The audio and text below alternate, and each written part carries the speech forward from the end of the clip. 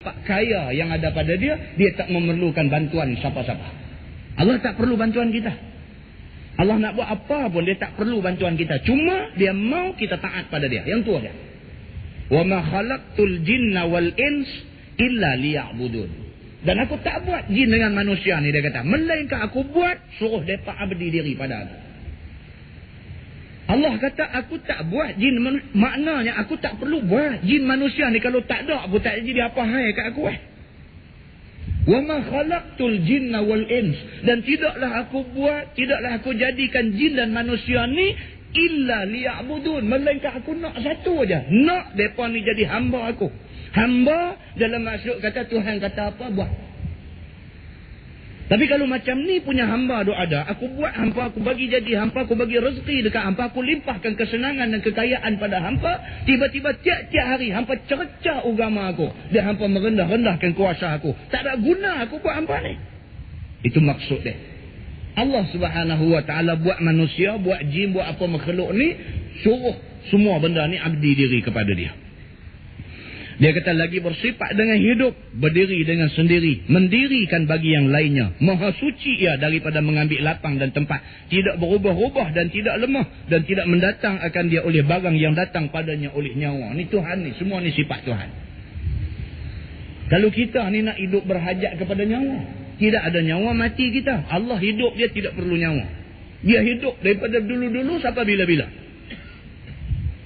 Itu Allah Subhanahu Wa Taala.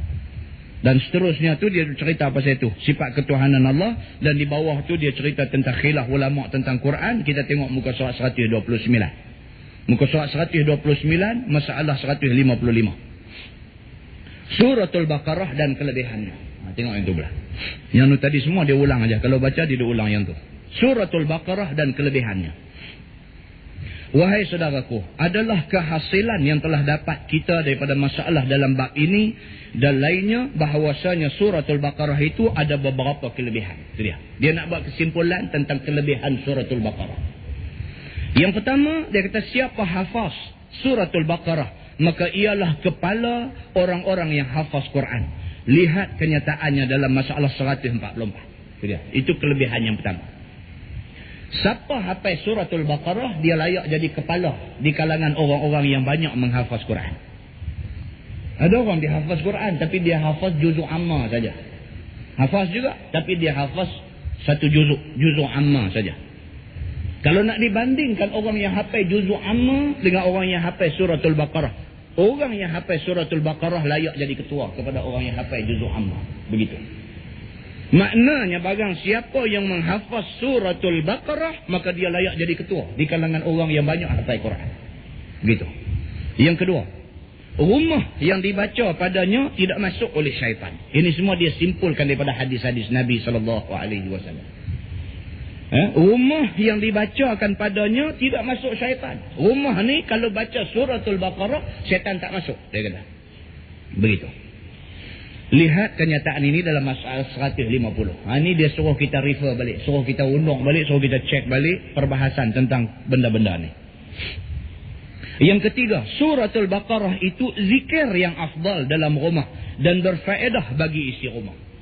Di kalangan banyak-banyak zikir, suratul Baqarah siapa baca, dia anggap orang yang melakukan zikir yang terbaik. Yang ketiga. Yang keempat, suratul Baqarah itu ialah puncak kepada Quran, sebagaimana keterangan dalam masalah tadi. Dan yang kelimanya, suratul Baqarah itu ada 2 ayat yang akhir baginya. Siapa baca akan dia pada malam hari, memadailah akan dia bagi qiyamul lail. Ataupun siapa yang membaca akan dia bagi menolakkan apa-apa bencana dan mudarat dan segala merbahaya, nescaya memadai juga baginya. Itu dia. 2 ayat yang akhir di hujung suratul Baqarah itu, dia kata siapa baca, dia menyelamatkan orang itu daripada kemungkinan berlaku bahaya, sama ada bahaya masuk pencuri ataupun bahaya kebakaran dan sebagainya. Dan juga barang siapa yang membaca memadai baginya, pasal pahala baca itu menyamai pahala orang yang bangkit buat qiyamul lail di tengah malam. Semua kesimpulan ini diambil daripada hadis-hadis Nabi SAW. Tuan-tuan, tu saya duk pening kepala. Satu ayat, balik mau baca. Yang tu ayat, ya, balik dia mau baca. Yang tu cukup cantik. Maknanya kita main malam ni kita dapat hasil gede. Tapi kalau setakat nak hafal 5 benda ni, esok pergi nak sembang dengan orang, sedangkan kita pun tak baca, ini kau. Yang ni kau. Cerita dia kita tahu, kita balik buat. Lebih baiklah kita yang tahu tak banyak mana, tapi kita buat apa yang kita tahu, daripada kita tahu banyak, satu pun kita tak buat. Itu cerita dia. Nah, so kita lah ni mau apa? Mau orientasi beramal. Kita punya orientation lah ni mau beramal. Tahu buat. Setakat mana yang boleh kita cuba buat. Alhamdulillah, Allah Subhanahu Wa Taala akan bagi dekat kita kesan kebaikan itu. Kita masing-masing pakai rasa. Begitu. Masalah. Dia kata ayatul kursi dan kelebihannya. Saudaraku, adalah kehasilan yang dapat daripada hadis yang telah lalu itu, bahawasanya ayatul kursi itu ada mempunyai beberapa kelebihan. Yang tadi kelebihan suratul Baqarah. Yang ni dia spesifik kelebihan ayat kursi. Yang pertama, ayat kursi ialah satu ayat yang semulia-mulia ayat dalam Quran. Dan ialah pengulu kepada segala ayat Quran.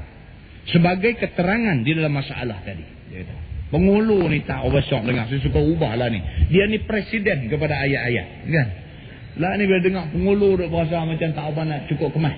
Abang kata dia ni presiden kepada ayat-ayat Quran. Kemas sikit bunyi presiden. Begitu. Yang keduanya ialah ayat yang melengkapi atas ibu-ibu masalah ketuhanan. Seperti yang diterangkan tadi. Masalah sifat Allah Subhanahu Wa Taala dia simple semua masuk dalam ayatul kursi. Begitu. Yang ketiganya, siapa baca ayatul kursi seperti yang tersebut dalam masalah itu, dipelihara Allah daripada segala bahaya dan bencana. Yang ni yang kita nak. Barang siapa yang membaca ayatul kursi, Allah selamatkan dia daripada kemungkinan berlaku bahaya ataupun apa-apa bencana. Tuan-tuan, Allah boleh buat mai bencana dekat kita bila-bila masa. Bila-bila masa. Allah boleh buat mai kat kita bencana bila-bila masa. Ada satu kawan jumpa itu ni accident. Kita duk tengok dia sebelum ni semat segak bukan main. Jumpa dia baru ni hidung teronyeh. Hidung ni teronyeh. Kata kena apa ni? Dia kata accident. Bawa Honda Accord 2 liter ni di Kuala Lumpur. Berlanggang dengan lori dia kata. Tak sedap langsung dia kata. Tak sedap langsung. Tak tahu bila yang lori ni mai pun tak tahu, berceremoh depan-depan dia kata. Kereta ni dia kata dia terperonyok lagu kita peronyok kertas tu. Tuan-tuan boleh bayang kereta terperonyok lagu peronyok kertas, dia tu jadi ke mana? Habis struktur muka ni, hidung-hidung ni semua tulang remuk habis kena buat lain. Hidung-hidung ni semua kena buat lain. Pecah hidung-hidung ni semua kena buat struktur baru, balut dengan tulang, ambil isi daripada tempat lain, tempel. Kesian ke dah. Tak sangka. Dia kata kok mengantuk kok maksud tak mengantuk dia kata. Saya sedap memang tak mengantuk. Dia kata tak tahu macam mana nak jadi dia kata. Saya ni dia kata ustaz bukan jenis awak kereta beras, saya cermat dia kata tapi nak jadi. Ini contoh. Ini yang dikatakan bencana. Bila dia nak jadi siapa pun tak boleh kata apa. Kalau dia nak jadi siapa boleh kata apa? Allah sahaja yang boleh menegah benda tu daripada jadi. Tengah duduk tidur malam pukul 3 kata rumah terbakar. Cakok ambil sebelah tu duk sangka anak lari turun duk gendong anak, ingat anak, tengok bantai golek anak duk hangus. Tuan-tuan jadilah tuan-tuan hari tu ni. Jadilah di Parit Buntak tahun bila dulu ni. Jadilah. Hangus terkejut jaga tenggelam puncat. Terus tak perempuan ni capai sebelah tu duk sangka anak dah. Dukung, lari turun. Keluar ni duk unjuk anak dalam dukungan ni, duk tengok rumah duk terbakar, duk ketah buk dalam perut. Dia bertanya anak hang mana? Dia tunjuk bantai balik. Nak kata apa tuan-tuan?